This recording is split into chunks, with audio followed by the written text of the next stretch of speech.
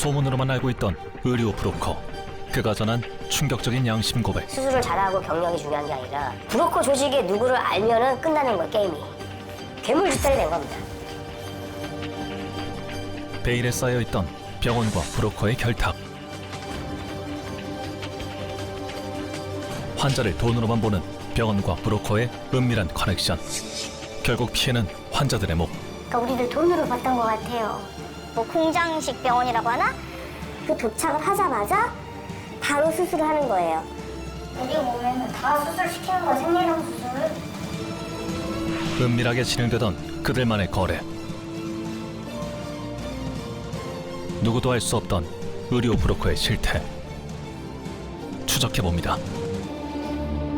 환자를 오로지 돈으로만 생각하는 일부 병원, 그리고 그 병원에 환자를 소개시켜준다는 브로커들이 있답니다. 일부 병원과 결탁해서 고가의 비급여 수술만 알선하는 그 브로커들은 과연 누구인지, 의료계에서는 어떤 일이 벌어지고 있는 건지 의학 전문 신연호 변호사와 함께 짚어보겠습니다. 변호사님, 어서 오십시오. 네, 안녕하십니까. 먼저 김 기자, 이 네. 브로커들 무슨 일, 어떤 일을 벌이고 있는 거예요? 네, 이 의료 브로커들이 이 불법 호객 행위를 통해서 이 환자들을 모집을 하고요. 이 사람들을 병원과 연결을 시켜주는 사람들을 흔히 이 의료 브로커라고 부르고 있습니다. 일단 이 백내장 수술 같은 경우에 이 일반 백내장 수술의 15배에 이르는 굉장히 고가의 이 수술을 하도록 좀 유도를 한 다음에 예. 이 진료부의 몇 퍼센트를 좀 받아서 소개비로 받는 이 사람들로 알려져 있는 상황입니다. 근데 특별히 이 브로커들이 안과에, 그것도 백내장 수술에 집중하는 무슨 이유가 있나요? 네, 그렇습니다. 이 백내장 수술 같은 경우에 국내 이 주요 수술 중에 가장 많이 시행이 되고 있는 수술입니다. 아하. 두 번째로 많이 하는 수술이 일반적으로 척추 수술로 알려져 있는데 백내장 수술 같은 경우에는 이 척추 수술의 3배에 달하게 이 시행이 되는 것으로 알려져 있거든요. 이 브로커들 입장에서는 가장 많이 하는 수술인 이 백내장 수술에 집중하고 있는 것으로 보입니다. 근데 백내장 수술의 단가가 그렇게 많이 큰 차이가 있어요? 네, 그렇습니다. 이게 렌즈는 뭐 모양이나 수술 방법이 동일한데요. 건강보험이 적용되는 단초점 렌즈인 경우에는 양안이 한 30만 원 정도 됩니다. 그런데 뭐 다초점 렌즈라고 해서 양안 수술에 한 800에서 1000만 원 정도 받을 정도로 상당히 고가입니다. 고가를 받을수록 리베이트가 그만큼 커져서 그렇습니다. 자, 이렇게 이 법의 허점을 노리고 고가의 수술을 해주는 병원과 환자를 연결해주는 이른바 백내장 브로커들 추적했습니다. 지난 4월 병원의 부조리한 실태를 밝히겠다는 한 제보자를 만난 제작진. 그는 자신을 작년 초까지 여러 안과의 환자를 알선하고 돈을 벌었던 전직 의료 브로커라고 소개했는데요. 그가 이렇게까지 전면에 나선 이유는 뭘까? 이게 있으니까 압색이 들어간 거예요. 안과 의사로서 잘 이렇게 해오신 분들, 이런 분들은 돈을 못 벌어. 수술을 잘하고 경력이 중요한 게 아니라 브로커 조직만 잡으면 끝나는 거야. 브로커 조직에서 이번에 제가 300안 정도를 해드리겠습니다. 이 400안을 해드리겠습니다. 돈으로 다 보이는 거지, 그냥 돈으로. 그러니까 이거를 사회적으로 이제는 뭐냐면 이건 사기로 봐야 되는 거예요. 그냥 환자 알선으로 끝나는 법으로 가면 안 된다 이거예요, 제 얘기는. 이건 사기죠. 병원과 브로커가 고가의 수술을 권해 이익을 챙기며 환자를 거래한다는 것. 40%를 주다 보니까는 어마어마한 이 브로커 조직이 돼버리는 거죠. 너무 좋은 거지. 돈 벌기가 얼마나 좋아. 30%씩 던져놓으면은 30% 받는 사람들이 쫙 만들 거 아니에요, 조직을. 그럼 이 친구는 그냥 여기서 그냥 들어올 때마다 10%면 100만 원씩 떨어진다고 생각해보세요. 100명이면 얼마예요? 1억씩 들어오는 거예요, 1억씩. 환자 한 명당 약 1000만 원 상당의 백내장 수술을 하면 브로커 조직의 수익은 약 400만 원. 이 돈을 조직원들이 환자를 데려올 때마다 소개비로 나눴다는 겁니다. 결국 피해는 고스란히 환자가 감당하게 되는 건데요. 나쁘게 이런 사람이 몇 명이나 있겠냐고요. 손해는 누가 보냐? 정말 필요로 한 사람들. 혜택을 못 받게 돼, 결국에는.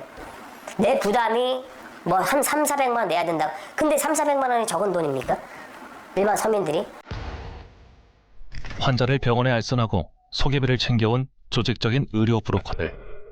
그들에게 환자들은 그저 돈벌이의 대상일 뿐이었습니다. 게다가 실제로 많은 의료 브로커들이 다양한 광고로 환자를 모집 중인 것을 확인할 수 있었는데요. 제작진은 광고를 보고 브로커를 하고 싶다며 현직 브로커와 접촉을 시도했습니다. 그리고 얼마 후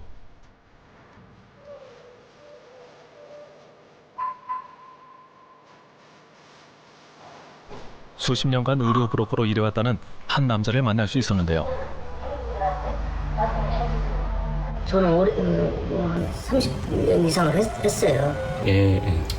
영업을 좀 한번 해보고 싶은, 좀 이 영업적으로 좀 소질이 있다고 생각하세요? 본인이? 그러니까 이쪽이 뭐 좀 돈이 된다는 이야기를 좀 들어가지고. 네. 눈 안 좋은 분들, 놓아놓은 분들 소개해주는 예. 서울에 이제 병원에 안내하고 수술 다 끝나면 이제 그 소모비스 쪽으로 이렇게 드리는 거지. 한 100만 원 정도 벌어요. 한 사람당.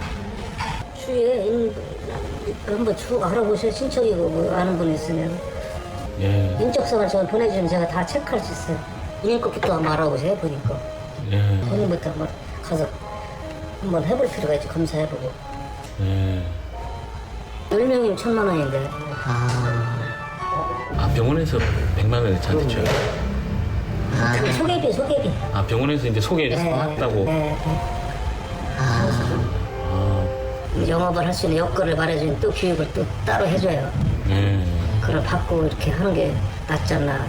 병원 쪽에 관심 많으시면 언제든 연락 주세요. 병원 쪽에. 예. 혹시 이게 법적으로는 상관없어요. 상관없나요? 네, 문제도 없어요.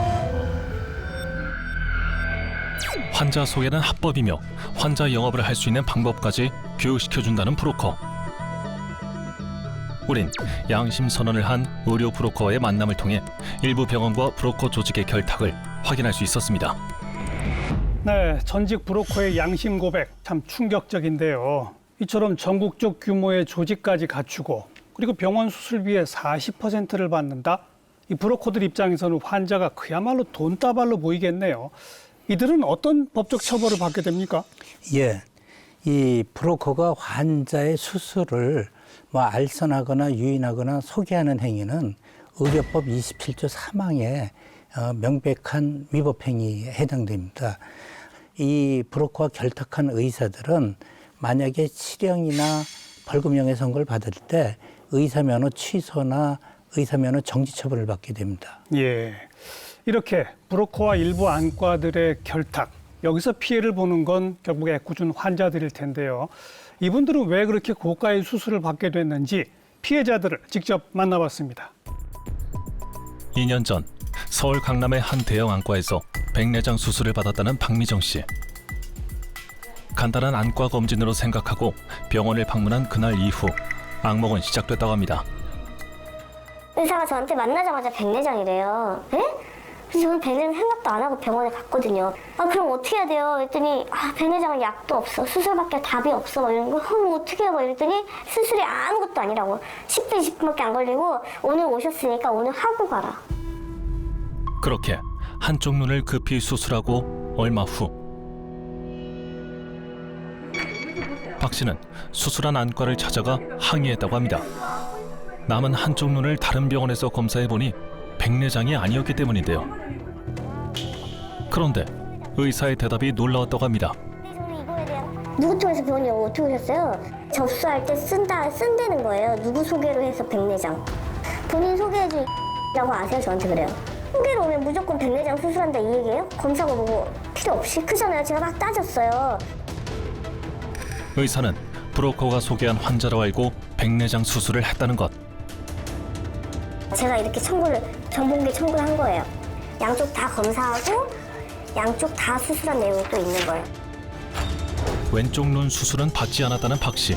하지만 병원 측이 제출한 심사평가원 자료엔 양쪽 눈이 수술됐다는 허위 신고와 그에 따른 요양급여까지 청구돼 있었던 겁니다. 문서 위조의 완전 사기인데 이거를 경찰서에 제가 다 설명을 하고 제가 이 서류까지 다 받아서 경찰서에 접수를 했음에도 불구하고 계속 제자리 걸는 거예요. 그러니까 경찰에서 또 결론을 안 내니까 이네들이 저를 또 무고죄로 걸어요. 병원의 잘못은 밝혔지만 오히려 병원 측에 역으로 고소를 당한 박 씨. 수술 후유증보다 더 큰 마음의 상처를 받은 상태입니다. 제작진은 해당 병원의 입장에 대해 공식적으로 문의를 해봤습니다. 해당 건으로 지금 경찰 수사가 진행돼서 저희가 공식적인 의견을 공식 입장을 밝히기 좀 곤란하고요. 일부 안과와 의료 브로커의 결탁, 과연 사실일까?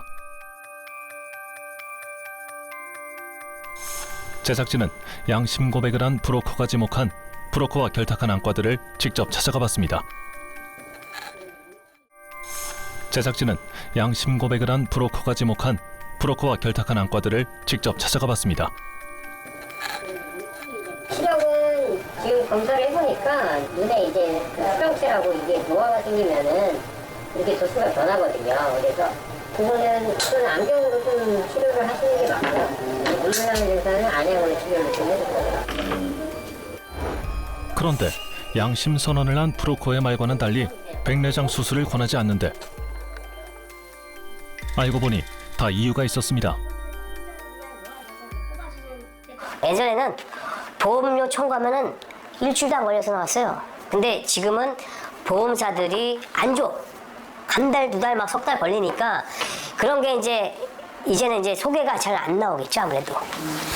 그래서 지금 새로운 쪽으로 눈을 돌리고 있다는 약간 트렌드가 바뀌듯이. 제2의 병원 산부인과 코디네이터.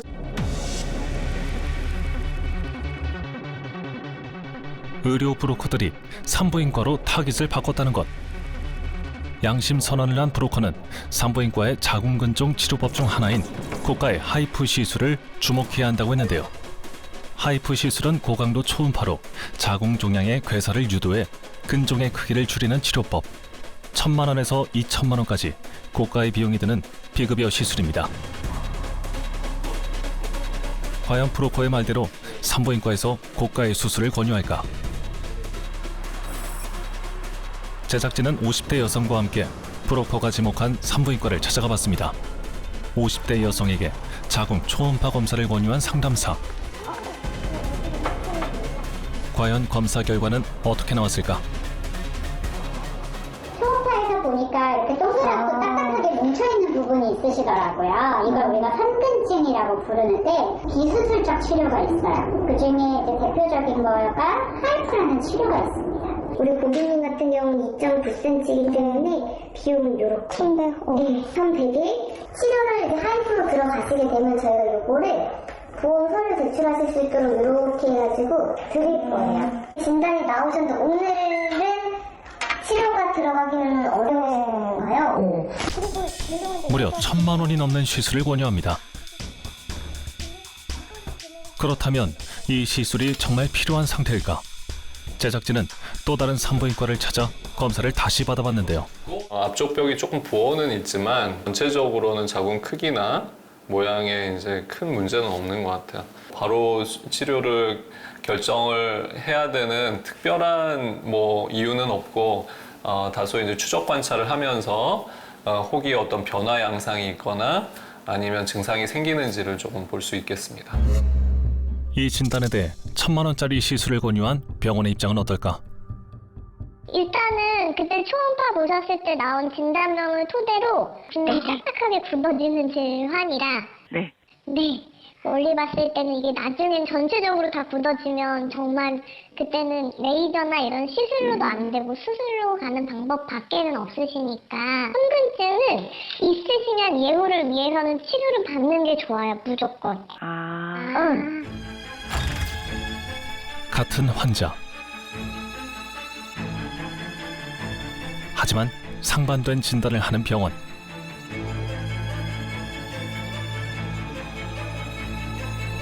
그 뒤엔 받지 않아도 될 고가의 수술을 권하는 브로커의 검은 그림자가 숨어 있었던 겁니다.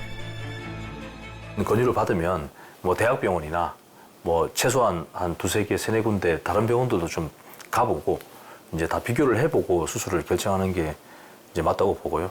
브로커를 통해서 병원을 가게 되면 본인 부담금도 이제 다 돌려준다든지 페이백 돈을 자기가 쓴 비용은 돌려주거나 아니면 상품권을 준다거나 다양한 이제 혜택을 제시를 하게 돼요. 그리고 또 본인도 수술하고 난 다음에 다른 환자를 또 유인을 하고 또 수술을 받게 되는데 그런 부분은 어떻게 보면 이제 가담을 하는 부분이 되거든요. 그래서 본인도 모르게 또 범죄자가 될 수 있기 때문에 그 부분은 굉장히 좀 유의를 해야 되는 부분입니다.